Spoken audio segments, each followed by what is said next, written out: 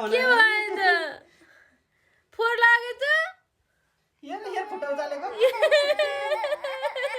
ए ल पुस्दिने अब पुस्दिने ल फोहोर लाग्यो ए फोहोर भयो त ल एक वर्ष भएको हो नि त केक लायो भनेर रोको आमै यता त खाने होइन आमै ह्याप्पी बर्थडे हो नि त सानोको केक लाग्यो बाबा आमा खै गराएको